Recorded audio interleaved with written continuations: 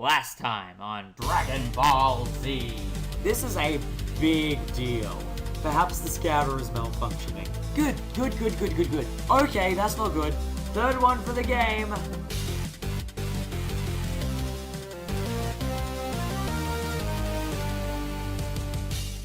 Today you're going to find out why I absolutely hate the Ladybug robots. Hey guys, SaxDude26 here, and welcome back to Let's Play Dragon Ball Z, the Legacy of Goku 2.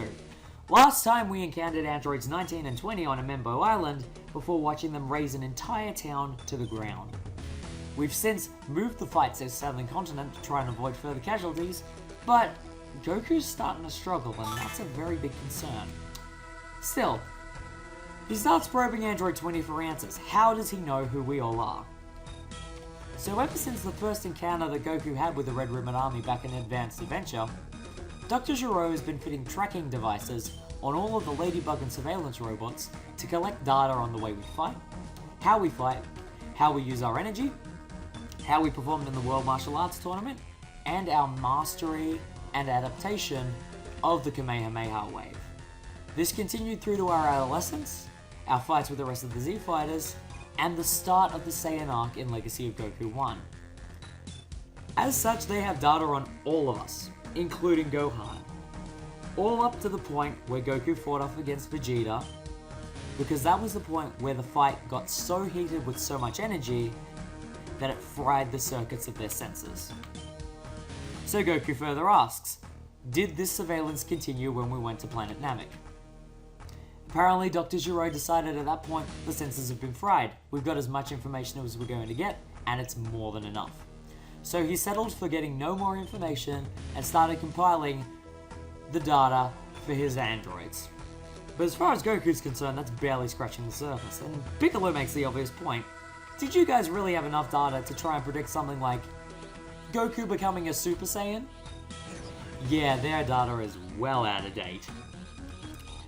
And they had no indicator that something like this was on the horizon. All the same, Android 20 is convinced that the two of them can handle it. And Goku's still convinced the two of them are bluffing. So while that's going on, Vegeta's just arrived on the southern continent, after having just mastered becoming a Super Saiyan himself. And now we can take this into battle ourselves. We now have a boost to all of our main stats, as well as increased movement speed, and, well, very awesome yellow hair. This way of playing the game, Golden Capsule, this way of playing the game changes things drastically.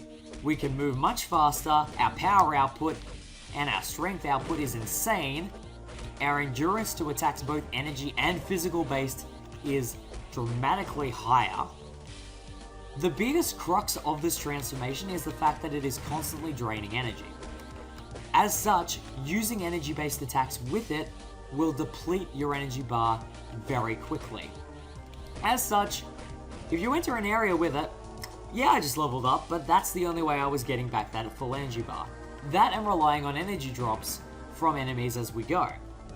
Unless you're really lucky with your energy drops from rocks and enemies, you're gonna have a lot of trouble managing to sustain Super Saiyan for an entire map area. And relying on it's a very difficult thing to do. Yes, it's absolute fun to use it, and I'm gonna abuse it like it's no one's business. But I'm well aware it has limits. For example, Big Bang is Vegeta's signature attack, but I will rarely ever use it in combination with Super Saiyan, and the main reason is because of the power output and the energy drain. Thought Light Blue was Gohan. So there's a level 15 gate there for Gohan. He can break that open, but he's not in a right place to be able to come back for that, and right now, there are higher priorities. Speaking of Big Bang, it is very powerful. If we charge it up, we can get from 3 to 4 figures worth of damage off basic enemies, provided that they don't nullify energy. And that's a crucially important thing. The androids 19 and 20, not only could they mask their energy because they don't have chi or ki, they absorb it from outside sources as well. So if we hit them with energy attacks, we're only going to heal them. So yeah, let's not do that.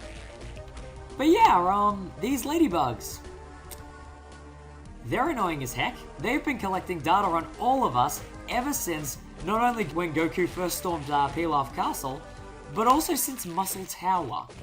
Let that sink in. From Muscle Tower all the way through to the start of Legacy of Goku, they've been collecting data on all of us. Even Gohan, even Vegeta, heck, even Yajirobe. He's still been there. He was around when King Piccolo was. That is why I hate them. I love them in concept because it's just like, why do they have these dinky things floating around? They're surveillance bots that have been collecting data on Goku since the day he took a Dragon Ball away from them. Let that sink in. Dr. Gero is a bitter man. There's every possibility though that his androids have well outlived him, so goodness knows. But yeah, that's why every time they turn up in areas, I don't find them frustrating because of the fact that they just ping at you. I mean, in crowded spaces like in the Triceratops jungle, that can be a bit of a problem when combined with human mercenaries. Nice, level 20. But the real problem I have with them is what they represent. They are the reason that the androids exist. They are the reason the androids know everything about us. To an extent. Like, up to the Saiyan arc. Point being, they basically guaranteed Trunks' future. That's kind of awful. So you can't, like, you look at them and just go, it's all your fault. You stupid little ladybug robot thing. It's because of you that everything is going to go to heck. And it's such a small thing. It's ridiculous. But yeah, playing as Vegeta, I do love using Super Saiyan. I use it sparingly though, especially considering we're going to be coming up to where everyone else is very soon. I don't want to be charging around as Super Saiyan, walk into an area with half an energy bar and be like, yep, this is going to help. Not if I pass out from using too much energy, it's not. So yeah, I learned to use it sparingly and be very calculating with it. 2 gold capsules. I'm really enjoying the drops of these at the moment. This is turning out very well. And being level 20, it's all working very well for me as well. Okay, so other than that, I think we just check the map. Yeah, that covers everywhere. The only place that hasn't been accessed is the blue gate there. So we're in a pretty good place at the moment. So that means we can head forward to the next area. I'm just going to get this last guy first. And I'm going to go in as a Super Saiyan because of course I am. Like, Vegeta's just mastered the thing that Goku had above him. He's going to want to flaunt that. So the battle's begun between Goku and Android 19. Not a scratch is getting on Goku and he's just pummeling him with a flurry of punches. And Tien's like, he can see that everything's going well, but Piccolo doesn't seem too certain. And then Goku's difficulty breathing starts to go up a notch, and Android 19 is seeing an opportunity. Goku's energy is plummeting very fast, and he's starting to lose consciousness and stability. And then Gohan notices he's clutching his chest. Although we were given warning about the heart virus, it's striking at a time uncanny to what Trunks said. Not only did Goku think that Trunks maybe got the prediction wrong, but it's also striking at a time that we weren't expecting, meaning Goku didn't have the medicine on him. He could have tried to have it early and tried to prevent it, but it's attacking now, and he needs to get out of there. But Android 20 is not going to give him the chance. Which is when Vegeta steps in. Nobody kills Kakarot while I'm around. Destiny has reserved that pleasure for me. You're pitiful. You were warned about the heart virus, and turning into a Super Saiyan just made it worse. Like this Super Saiyan? You'll never be a great warrior. And so basically Yamcha goes, well, I've got a massive bleed wound in my chest, and I'm not in a position to help fight, so I'm gonna get Goku the heck out of here. And so Android 19 just goes, oh yeah, I handled the Super Saiyan. No, it was the heart virus. Don't underestimate Vegeta. He's brimming with energy. So, does a machine like yourself ever experience fear? One of my all-time favorite Vegeta lines. First things first, let's scan the both of them. Android 19, Android 20. Now we don't have to worry about what happens when we beat the ever-living tar out of them. So, the first thing you need to remember about fighting androids 19 and 20, never hit them with energy attacks. they will absorb every bit of it and turn that into health. It is more dangerous to try and fight them from a distance than it is close up. If that means that your best option is to turn Super Saiyan and hope that the buff is going to be enough to whittle them down, go for it. Just be wary of your energy levels. That is the thing that I always struggle with, is relying on Super Saiyan too much during these fights. But if you pace it just right, you can get a pretty decent number of hits in on 19 and get him stuck back over here. Yep. Come on. There we go. Nice two-handed smash. Fantastic. Again, does a machine like yourself ever experience fear?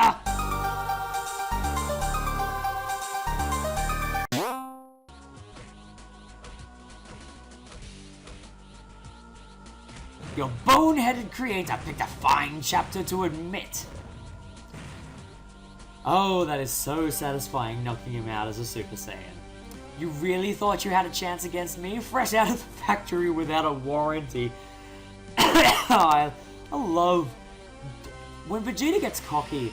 Yeah, it's so overblown, but you gotta love his line. And then Android 20 just being like, this is nothing I can't handle. Yeah, Vegeta obviously isn't having a heart attack, so don't use Goku as a gauge for how that's gonna go. And Vegeta's like, yep, you're bluffing. Simple energy shot, straight to the chasm, blows it to smithereens. And Android 20 loses his hat, but that's neither here nor there. And then, you know, Power Hungry is like, you should go home where it's safe. You'll only get in my way, grumble, grumble. Yes, Krillin. Yes, he is the biggest jerk. But remember, for all intents and purposes, he is on our side. And his power is pretty intense. So whether Vegeta's willing to admit it or not, we should probably follow suit. Now, this is where it gets tricky. Because while I really want to try and level up Gohan and Piccolo, right now, I want to be playing as Vegeta.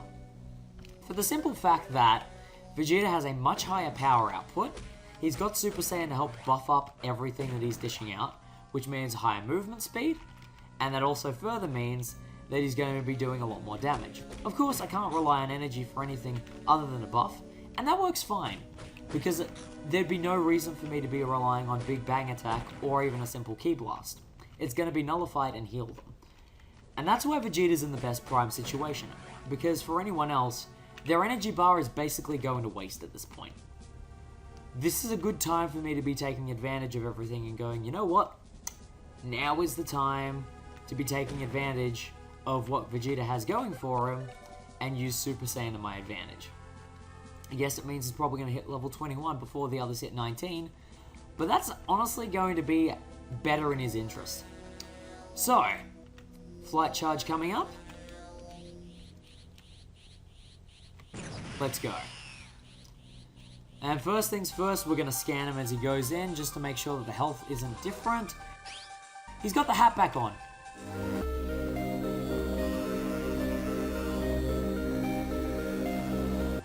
Okay.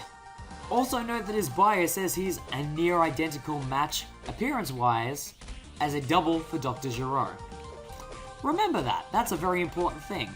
But this is why going in with Vegeta is so important. We get that attack boost, we get that movement boost, and we're overall doing way more damage than anyone else would be able to do. So we're able to cripple him and hit level 21. I'm going to break open your head casket. Your head casing is nothing to my fist. We have a brief mercy moment while everyone else flies. Krillin carried in Bulma. I vaguely recall him colliding with her ship on the way out in the anime. I don't understand. My data indicates the abilities could not have improved this much. Your data may have been accurate. If we hadn't been warned about your arrival, we've been preparing. Hey look, Trunks is here. Well, to be fair, Goku did talk directly to you, Piccolo. Trunks, how bizarre. That guy has the same name as... And then the penny drops. Of course. I should have known. A Super Saiyan from the future. He has to be. He's my son. Unbelievable. Boy, you have some explaining to do. And of course, Android 20 has no idea who the hell this guy is. And then Trunks drops a massive bombshell. This android is not one of the ones from his future. Which is raising the big question. maybe traveling back in time and changing history changed the appearance of the androids. Either that or this is the first generation of them. Enjoy your short-lived victory while you're able, for I will unleash androids 17 and 18. Thus raising big flags, and then Bulma makes comment on something we just saw in the scouter. I think that android was Dr. Gero. How could you possibly say a thing like that? She had seen a picture of him in one of Dr. Briefs' science magazines. A picture of that guy, minus the brain casing, with bold letters underneath saying Dr. Gero. You said Dr. Gero destroyed the androids he created, not that he turned himself into one. And then Trunks basically goes, so, coming back in time altered the future. Looks like in this timeline, it turned Dr. Gero into someone convinced that he could preserve his life forever. And what if those androids that he's planning on reviving are the ones from Trunks' future? If so, they don't absorb energy because they have a limitless supply of it. They don't have ki, but they're basically self-sustaining. Goku came down with the heart virus, as Krillin explains, to change the topic, and Trunks is just like, oh great, I've affected way too much. And then Vegeta's just getting straight to it. Where is the lab? And Bulma is basically going, Northern Mountains, that's where we need to go. So, that is our new destination. Northern Mountains, new location. Find Dr. Gero's lab, find out what's going on, stop him from reviving more androids. Thank goodness for that level up, it saved me all of my energy.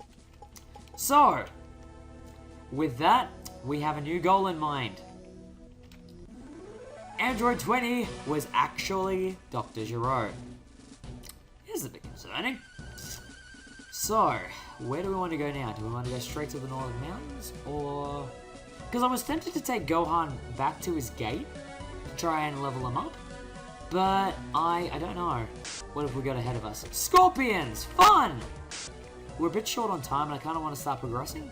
Thank goodness I lasted to this screen.